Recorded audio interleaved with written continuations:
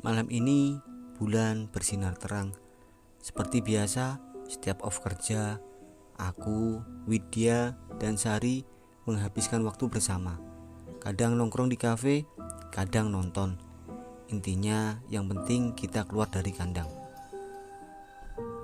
Mei, tanteku barusan nelpon. Dia ngajakin kita makan malam di restoran Kazu dan nginep di rumah makan dia yang baru.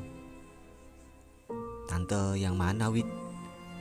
Ucapku sedikit gak paham. Ya ampun, kamu itu ya Mei, beneran jadi pikun. Kan Widya pernah cerita bahwa dia punya tante yang tajir melintir. Rumah makan dia banyak dan tantenya juga punya hotel di Jawa. Sari menimpali. Oh, jawabku sekenanya karena aku beneran lupa perihal tantenya Widya. Makanya Mi, kamu itu jadwal jangan terlalu padat. Ini sudah kerja 7 to 7, pulangnya langsung kuliah. Besok kerja lagi. Ini nih yang bikin kamu cepat pikun. Cerocos Sari lagi. Aku ini kerja sambil kuliah juga demi masa depan tahu. Udah, kalian berdua itu kalau udah ngumpul pasti kayak Tom and Jerry, berantem terus. Jadi gimana nih? Tanteku ngajakin kita makan. Kalian mau gak? Tanya Widya.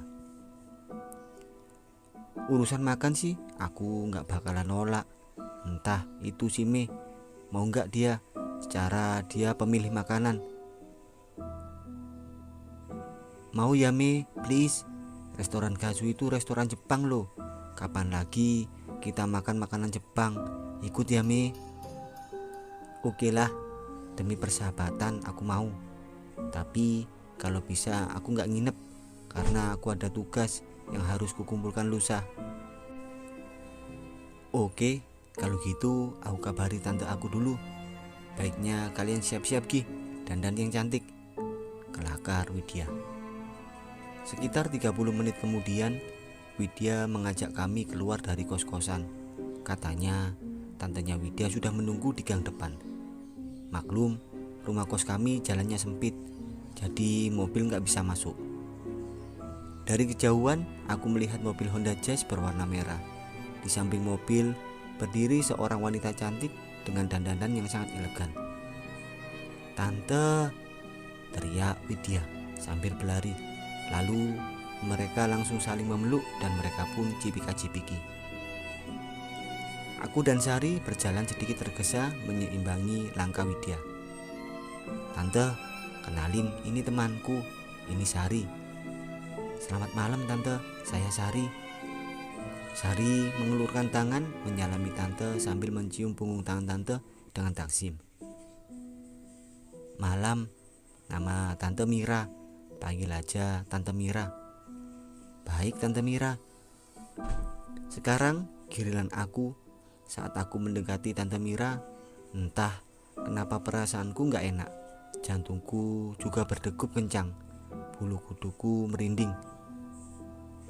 Hei, sini, gak usah takut sama Tante. Jangan khawatir, Tante gak akan menggigitmu, sapa Tante sambil tertawa renyah.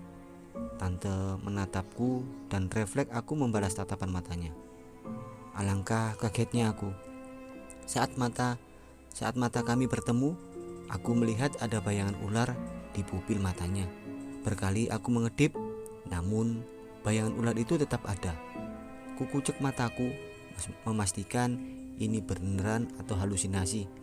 Namun, tetap saja aku menemukan wajah ular di pupil mata milik Tante Mira. Selamat malam Tante Mira, saya Mei, teman satu kamar Widya dan Sari. Aku menjabat tangan dan mencium tangannya. Saat aku cium tangan Tante Mira, rasanya aku ingin muntah. Sebab aroma tubuh Tante Mira bau sengir, sangat menyengat dan menusuk hidungku. Ayo kalian masuk ke mobil, kasihan Mas Agung supir Tante, sudah lama menunggu. Dan kami pun langsung masuk. Sari, menurutmu Tante Mira itu pakai parfum apa ya? Bisiku pada Sari setelah kami duduk di mobil dan mobil pun mulai berjalan. Gak tahu ya, tapi aku yakin itu parfum sangat mahal. Secara baunya wangi elegan gitu. Menurutmu itu wangi ya, Sar? Iya, bahkan wanginya enak banget. Oh, wangi, jawabku sambil termanggut-manggut, berpikir bau sengir gitu kok dibilang wangi. Apa aku salah hirup? Batinku. Sar, coba cium baju aku, wangi gak? Tanyaku lagi. Sari menurut lantas dia mencium bajuku. Wangi Rapika. Kan kamu gak suka parfum. Setelah Sari menjawab kalau bajuku bau wangi Rapika, aku pun ikut mencium bau bajuku. Benar apa yang dikatakan Sari, bajuku memang bau Rapika. Tapi kenapa saat aku mencium tangan Tante Mira, menurutku bau sengir, tapi menurut Sari baunya harum. Kalian lagi ngobrol apa sih? Dari tadi Tante dengerin kok kalian bisik-bisik. Ini Tante, kami lagi ngobrolin parfum Tante. Mei penasaran, Tante pakai parfum apa? Ya, Sari jawab, kalau Tante pakai parfum mahal, secara harumnya sangat elegan, wangi. Aku pun mencubit paha Sari, takut Tante Mira tersinggung kepadaku. Emangnya menurut Mei parfum Tante bau apa? Wanginya enak banget Tante, seger, jawabku berbohong. Dari belakang aku merasa Tante sedang tersenyum menyeringai. Kebetulan Tante duduk di samping supir. Aku, Widya, dan Sari duduk di belakang mereka. Setelah itu aku diam saja mencerna apa yang aku lihat dan aku cium. Setelah sekian menit kami sampai di restoran Kazu, restoran yang sangat besar dan mewah. Kami naik ke lantai 2, duduk di ruang VIP. Tempat duduk kami di dekat jendela. Aku duduk berhadapan dengan Tante Mira karena aku merasa gak nyaman. Aku berpura-pura terus menatap indahnya panorama di luar jendela, melihat kelap-kelip lampu jalan raya. Setelah beberapa menit mereka duduk, seorang waiter datang dengan membawa daftar menu di restoran itu. Restoran Kazu adalah restoran yang menyajikan makanan khas Jepang. Kalian mau makan apa? Tanya Tante Mira. Kamu mau makan apa, Sari? Dan kamu, Mei, mau makan apa? Widya ikut bertanya. Saya ngikut aja Tante, sebab saya juga belum pernah makan di sini. Makanan Jepang saya nggak tahu, jawab Sari. Kalau kamu, Mei? Widya bertanya lagi. Aku ngikut aja lah, tapi aku penasaran sama yang namanya sushi dan yakiniku. Nampaknya enak ini. Tante, mereka ngikut aja, tapi Mei penasaran sama sushi dan yakiniku. Baiklah kalau begitu, Tante akan pesan semua menu yang ada di sini, gimana? Aduh, Tante jangan, kebanyakan nanti dan kami nggak kuat makannya. Kalau nggak masing-masing menu, pesan satu aja Tante, biar kita kongsi-kongsi nanti, jawabku merasa nggak enak. Sudah, jangan khawatir, di sini porsinya nggak gede kok, jadi Tante jamin perut kalian pasti muat. Nggak usah Tante, saya pesan sushi dan yakiniku sama seperti Mei, jawab Sari. Oke, setelah itu Tante Mira langsung memesan menu pilihan kami semua. Selang 30 menit, waiter membawa pesanan kami. Tante Mira memesan sandwich dan yakiniku seperti kami. Ternyata yakiniku itu makanan berbahan dasar daging. Kalau orang Indonesia bilang yakiniku adalah sate. Hanya saja potongan daging lebih besar dan cara menyajikannya juga dengan panggangan. Tanpa sengaja aku terus memandangi wajah Tante Mira. Saat dia menatap daging-daging di atas panggangan, wajahnya berubah seperti hewan kelaparan. Mulutnya berdecak, lebih jelasnya seperti sedang mendesis. Dan aku perhatikan kedekatan sikap Tante Mira dengan Mas Agung Tidak seperti dekatnya seorang supir dan majikan, tapi seperti sepasang suami istri. Sikap Tante Mira juga sangat manja dan agresif. Mei, ayo makan, jangan bengong begitu, ucap Tante Mira sambil memotong daging yang ada di piringnya. Iya Tante, jawabku sambil memotong sushi. Kami semua makan dengan riang, penuh dengan canda dan tawa. Tante Mira meskipun kabarnya sudah memiliki 2 orang anak, namun dia masih sangat cantik. Bodinya juga sangat seksi. Malam ini Tante Mira memakai gaun merah marun, sangat kontras dengan kulitnya yang kuning langsat dan sangat mulus. Tante Mira tergolong orang suka perhiasan, terbukti dengan banyaknya gelang emas putih menghiasi tangannya, dan 3 sap kalung emas putih menghiasi lehernya. Jari manis kiri dan kanan Tante juga dihiasi cincin permata yang sangat indah kilauannya. Tante Mira benar-benar wanita kaya yang sangat cantik. Rambut lurus panjang sebahu, wajah bulat telur, bibir seksi, hidung bangir, mata indah dihiasi bulu mata yang sangat lentik. Alisnya juga sangat indah, tapi nampaknya bukan alis asli, tapi alis sulam. Nampak sekali bahwa Tante Mira itu wanita yang rajin merawat diri, merawat kecantikannya yang memang benar-benar luar biasa. Namun aku merasa kecantikan itu hanya topeng. Sepertinya Tante Mira memakai susuk, sebab aura Tante Mira sungguh sangat luar biasa indahnya. Di balik gelang emas, aku melihat Tante Mira memakai gelang dari benang berwarna-warni. Sepertinya gelang itu juga bukan gelang biasa. Batinku berkata begitu.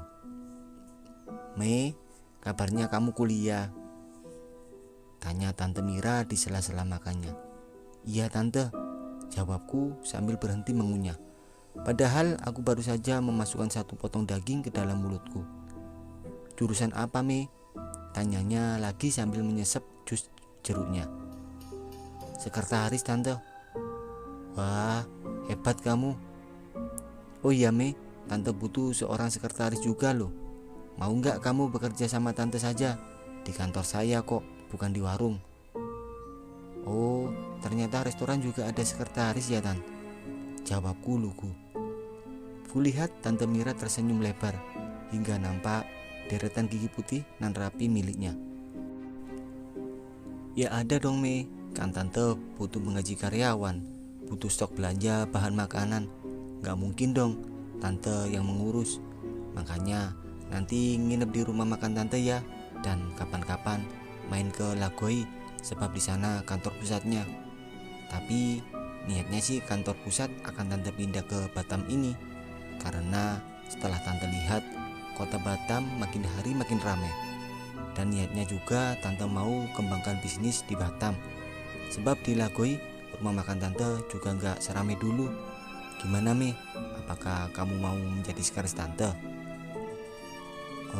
Aduh Tante, maaf. Tapi maaf, kontrak kerja Mei masih 1,5 tahun lagi. Dan biasanya nanti Mei juga di break dan disambung kontrak lagi. Dan juga Mei masih kuliah. Justru karena kamu masih kuliah, makanya Tante tawarin kamu kerja di rumah makan Tante. Kan malah lebih enak nanti kamu atur kerjanya. Insya Allah akan Mei pikirkan Tante. Oke, semoga kamu tertarik dan berubah pikiran. Jangan khawatir masalah gaji, Tante orangnya gak pelit kok sama gaji. Iya Tante. Setelah memberi penawaran itu, Tante Mira mengalihkan pembicaraan. Kita ngobrol dengan santai dan rileks. Setelah kami selesai makan, Tante Mira menyuruh Mas Agung untuk membayar semua tagihan. Tante Mira membayar semua makanan dengan kartu kredit. Setelah itu kita diajak pulang ke rumah makan Tante Mira. Dari restoran Kazu, mobil Tante Mira membawa kami ke pusat kota Batam, yaitu Nagoya. Rumah makan Tante Mira terletak di Nagoya. Ternyata memang benar, rumah makan itu bukan rumah makan abal-abal seperti dalam pikiranku, tapi rumah makan yang sangat besar dan mewah. terletak di sebelah mall ternama. Setelah mobil terparkir dengan sempurna, Tante Mira mengajak kami masuk. Restoran sudah mau tutup. Para karyawan sedang mengemasi barang-barang.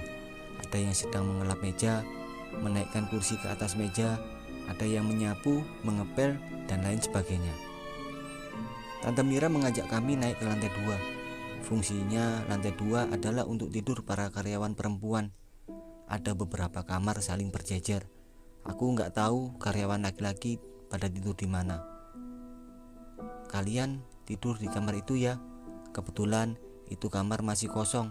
Tante mau ngobrol dulu sama Mas Agung di balkon depan. Kalau mau bersih-bersih, pakai aja kamar mandi karyawan. Widya, buat kawan kamu senyaman mungkin ya. Tante mau naik ke atas dulu. Iya Tante. Ayo kita masuk ke kamar. Aku udah capek nih. Widya mengajak kami. Akhirnya kami masuk. Kamar karyawan menurutku sangat sempit. Hanya cukup satu kasur single dan satu lemari kecil.